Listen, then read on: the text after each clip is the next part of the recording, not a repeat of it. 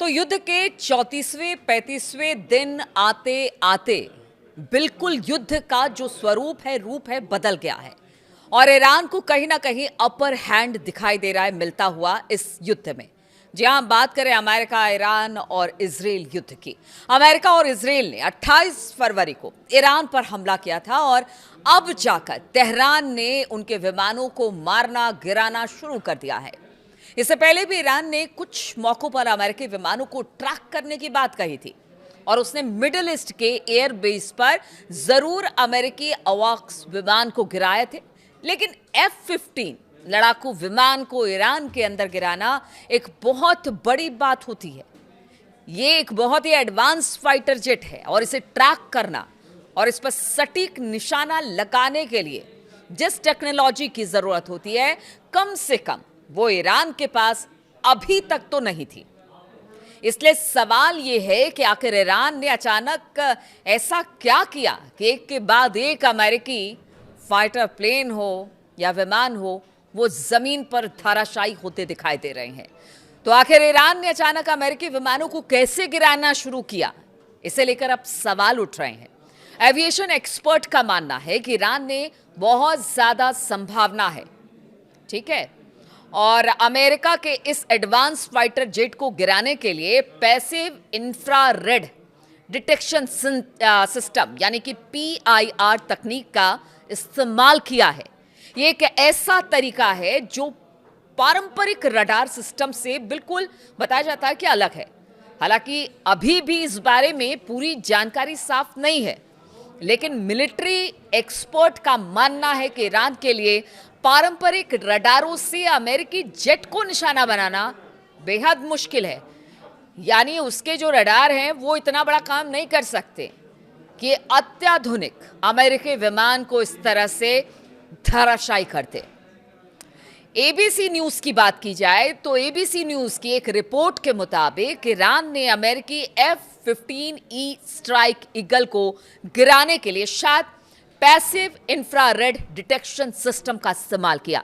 इसलिए अब अमेरिका की हवाई ताकत और ईरान के आसमान में उसके वर्चस्व बनाने के दावे पर गंभीर सवाल खड़े हो रहे हैं, क्योंकि आप समझिए कि अमेरिका की एयरफोर्स पूरी दुनिया में जानी जाती है, लेकिन अब इसी एयरफोर्स के जो विमान हैं वो एक एक करके गिराते चली जा रही है ईरान की फौजें और ईरान के रडार, ईरान की सिस्टम।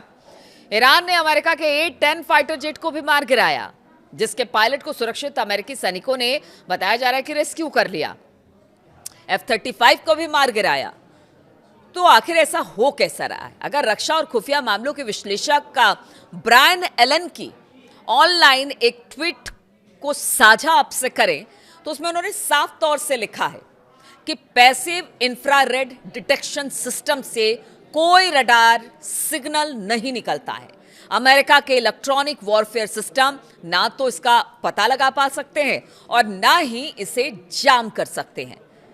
ये उस तकनीक के लिए पूरी तरह से अदृश्य है जिस पर अमेरिका ने अपनी हवाई ताकत को मजबूत बनाने के लिए खरबों डॉलर खर्च कर दिए।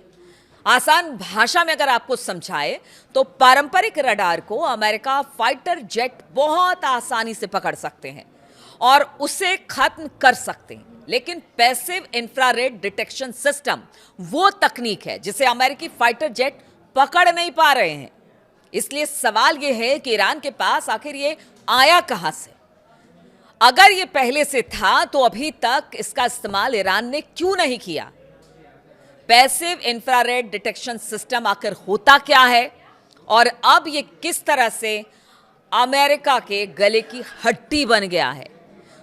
तो पैसिव इंफ्रारेड डिटेक्शन सिस्टम की बात करें, ये पारंपरिक रडार से बहुत अलग है।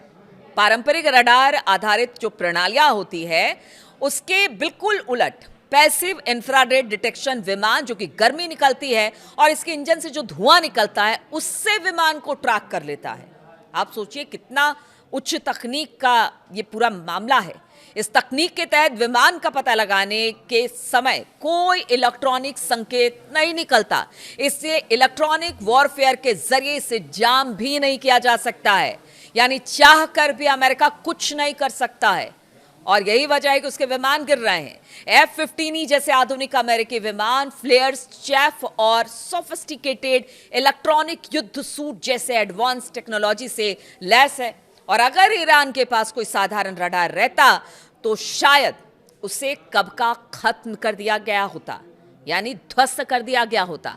अमेरिका ईरान के सभी पारंपरिक रडारों को खत्म कर चुका है, ऐसा अमेरिका का दावा है। तो फिर ये नई चीज क्या निकल कर आ गई है जो कि अमेरिकी विमानों को गिरा रही है? Passive infrared detection system radar उत्सर्जन पर निर्भर नहीं करते हैं।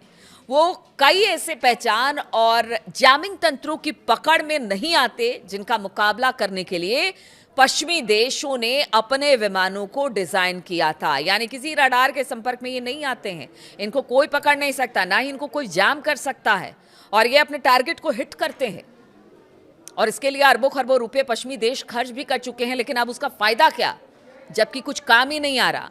इंफ्रारेड ट्रैकिंग का कॉन्सेप्ट नया नहीं है। हीट स्कीइंग मिसाइलों और इंफ्रारेड सेंसर दशकों से मौजूद है, लेकिन जो चीज बदलती हुई दिखाई दे रही है वो है इन सिस्टम का लेयर्ड एयर डिफेंस नेटवर्क और इसका इंटीग्रेशन। हाल की रिपोर्ट्स ने पहले ही इस बदलाव की ओर इशारा किया था। अगर एनालिस्ट की बात की जाए तो यह भी सुझाव दिया गया था कि ईरान ने F-35 जैसे स्टिल्थ एयरक्राफ्ट का पता लगाने की, इसी तरह से वो पैसिव ट्रैकिंग तकनीकों का इस्तेमाल किया हो सकता है। मतलब उन्होंने बताया था कि अगर F-35 को गिराया गया है तो जरूर उनके पास कुछ ऐसी चीजें होंगी जिससे कि वो उसको मार रहा है और हमें पता भी नहीं चल रहा। आधुनिक एयर डिफेंस में आमतौर पर एक लेयर्ड अप्रोच शामिल होता है, जिसमें radar tracking, electronic surveillance, passive infrared sensor और सतह से हवा में मार करने वाली मिसाइल बैटरियों का मेल होता है।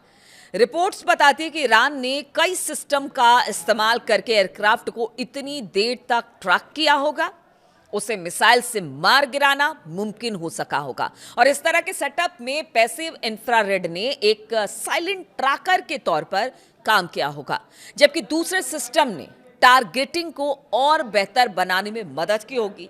इसलिए सवाल यह है कि चीन या रूस, आखिर वो कौन सा देश है जो ईरान की मदद कर रहा है?